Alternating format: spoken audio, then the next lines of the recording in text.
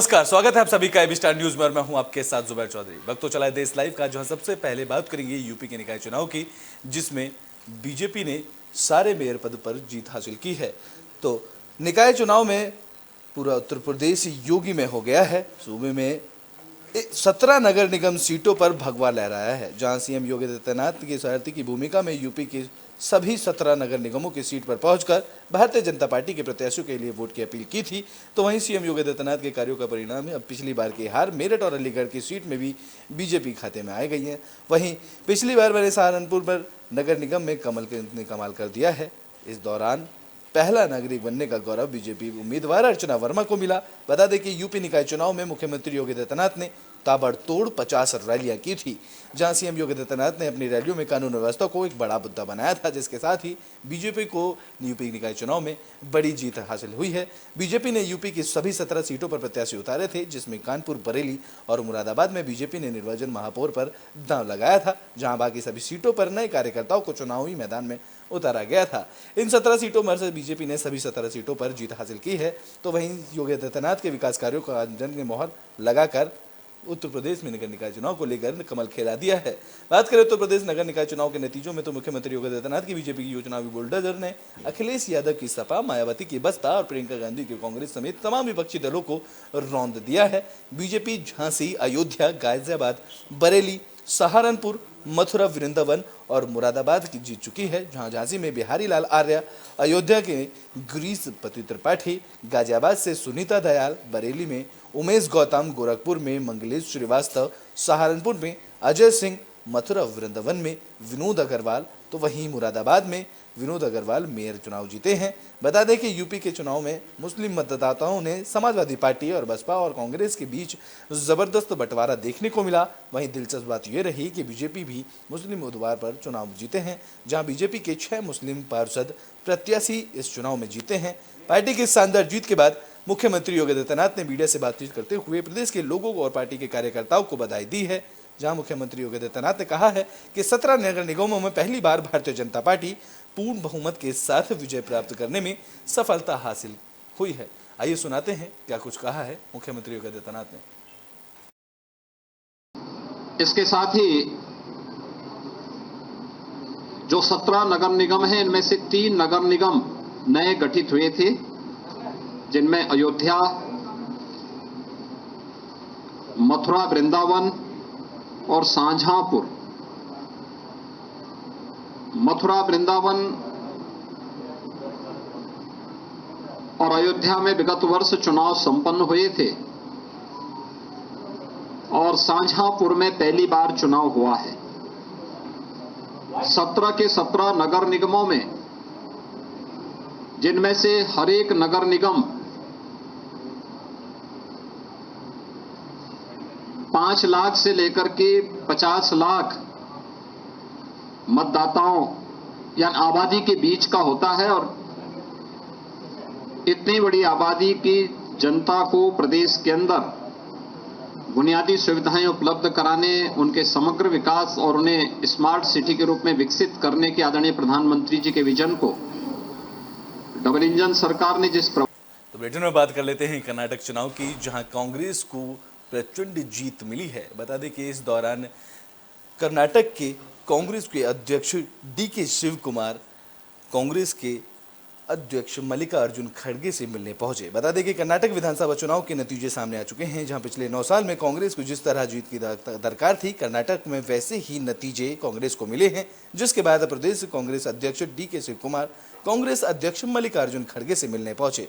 दरअसल कर्नाटक की जनता ने जिस तरह से कांग्रेस पर जमकर प्यार लुटाया है, वो अस्तित्व की लड़ाई में जूझ रही कांग्रेस के लिए एक तरह की संजीवनी बूटी है।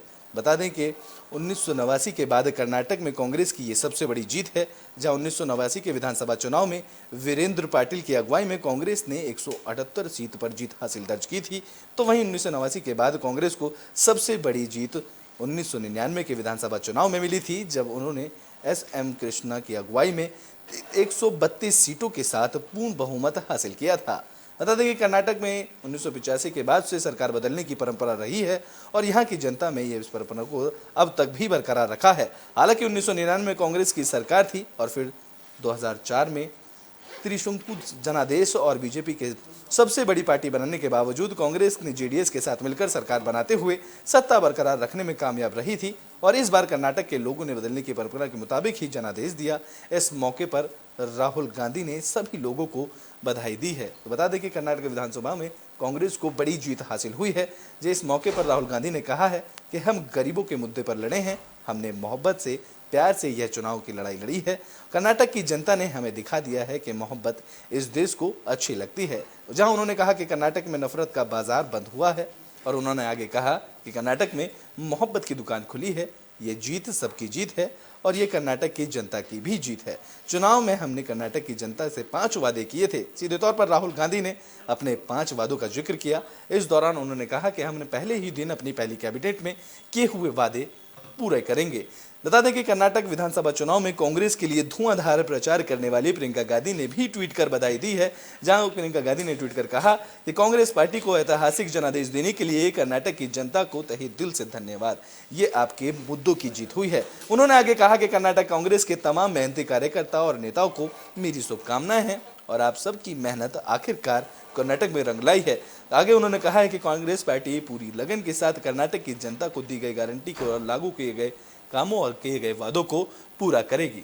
सुनाते हैं क्या कुछ कहा है राहुल गांधी और प्रियंका गांधी ने। मैं कर्नाटक की जनता को, कर्नाटक में कांग्रेस पार्टी के सब कार्यकर्ताओं को, सब नेताओं को और जो हमारे सब नेताओं ने कर्नाटक में काम किया उनको बधाई और धन्यवाद देता हूं।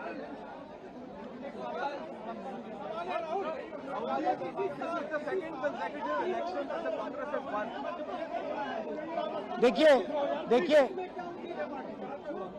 कर्नाटक के चुनाव में एक तरफ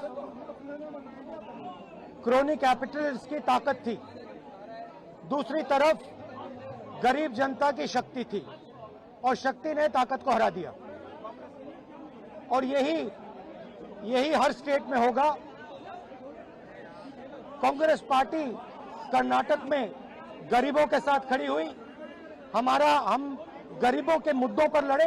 सबसे पहले तो मैं कर्नाटका की जनता को बहुत बहुत दिल से बधाई देना चाहती हूँ और उन्होंने पूरे देश में आज ये संदेश दे दिया है कि जो राजनीति जनता चाहती है वो अपनी समस्याओं के समाधान की राजनीति चाहते हैं। अपने मुद्दों पर बात होनी चाहिए। हमारा पूरा प्रचार हिमाचल प्रदेश ने भी यही दिखाया। हमारा पूरा प्रचार यही रहा था कि जनता के मुद्दों पर हमें बात करनी चाहिए। वो मुद्दे हैं महंगाई, बेरोजगारी, भ्रष्टाचार। जनता विकास चाहती है और आज से दोनों हिमाचल प्रदेश और कर्नाटका ने इस देश को साबित कर दिया है कि ध्यान भटकाने वाली राजनीति अब नहीं चलेगी। कर्नाटका की जनता ने अपना ध्यान एकदम केंद्रित रखा, अपने मुद्दों पर रखा और ऐसा निर्णय लिया। तो बच्चों के लिए सीबीएसई रिजल्ट का इंतजार अब खत्म हो चुका है। बता दें कि ग्रेटर नोएडा से कैम्ब्रिज स्कूल से दिव्या सिंह टॉपर बनी हैं। तो सीबीएसई के 10वीं और 12वीं के बोर्ड का रिजल्ट का इंतजार कर रहे बच्चों और उनके अभिभावकों का इंतजार अब खत्म हो गया है। जहां सीबीएसई ने 10वीं और 12वीं बोर्ड का रिजल्ट जारी कर दिया है, जिसमें नोएडा के कई स्कूलों के बच्चों ने जिले का नाम रोशन किया है। ग्रेटर नोएडा के कैम्ब्रिज स्कूल की छात्रा दिव्या सिंह ने भी 12वीं की परीक्षा में 97.8% अंक हासिल कर कैम्ब्रिज स्कूल में टॉप किया है। छात्रा दिव्या सिंह ने सफलता का श्रेय अपने माता पिता को दिया है। वह बड़े होकर सिविल सर्विसेज में जाना चाहती हैं। बता दें कि दिव्या की इस सफलता पर उनके परिवार के माहौल में जश्न का माहौल देखने को मिल रहा है। जहां दिव्या ग्रेटर नोएडा के कैम्ब्रिज स्कूल में पढ़ती थी, जहां दिव्या सिंह ने कैम्ब्रिज स्कूल को टॉप किया है।